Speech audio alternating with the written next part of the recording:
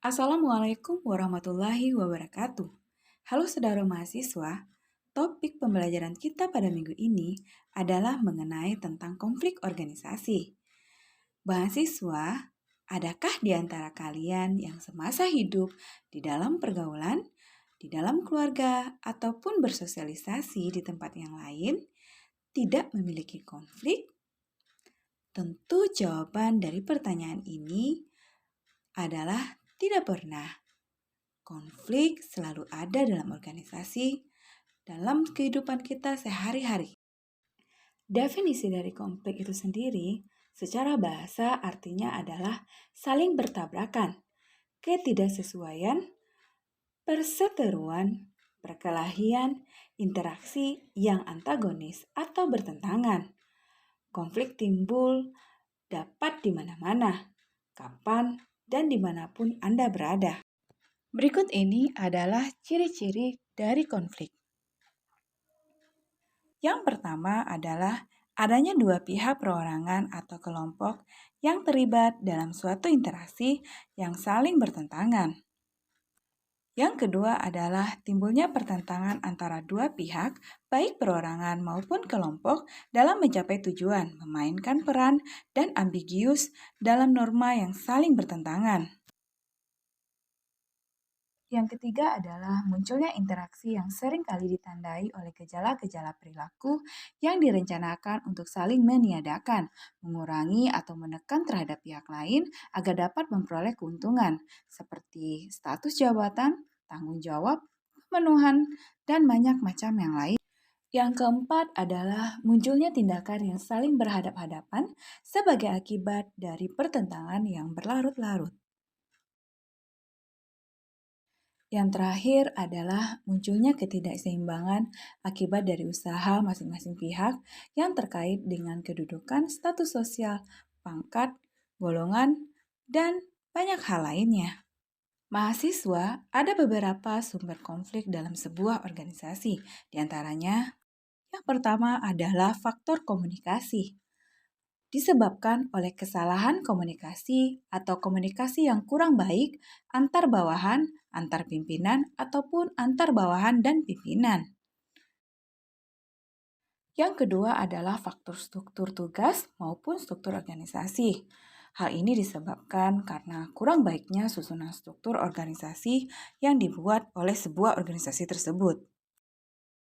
Yang ketiga adalah faktor yang bersifat personal.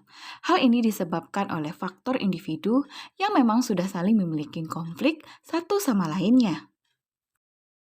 Yang terakhir adalah faktor lingkungan.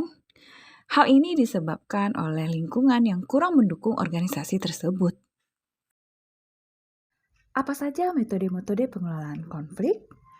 Yang pertama adalah stimulasi konflik dalam satuan organisasi, di mana pelaksanaannya, kegiatan ini memang cukup lamban karena konflik terlalu rendah. Yang kedua adalah pengurangan atau penekanan konflik, bila konflik terjadi terlalu tinggi atau menurunkan produktivitas.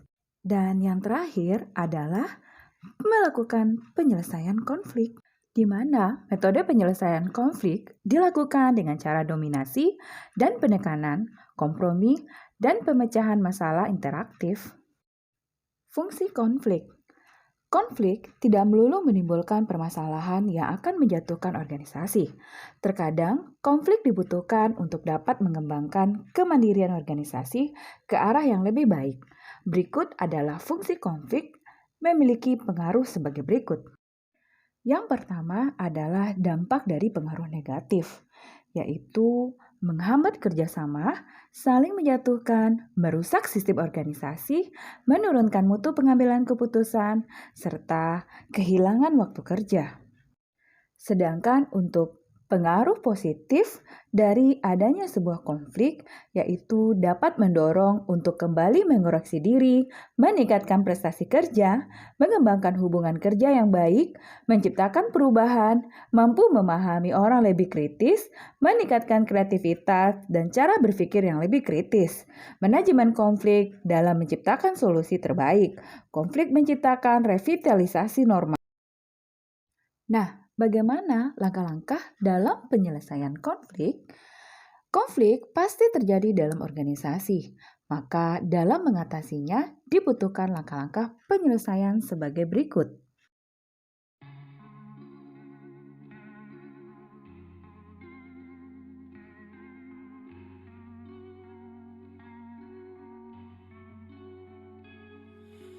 그런 날 있잖아 이유 없이 슬픈 날 몸은 무겁고 앞을 본 모두 다 바쁘고 지겨해 보이는 날 발걸음이 떨어지질 않아 벌써 늦은 것 같은데 말야 온 세상이 날 믿네 야 곳곳을 득거리는 과습방지턱 마음은 구겨치고 말은 자꾸 없어져 도대체 왜 열심히 Nah, mahasiswa, sampai di sini dulu pembelajaran kita mengenai tentang konflik organisasi pada minggu ini.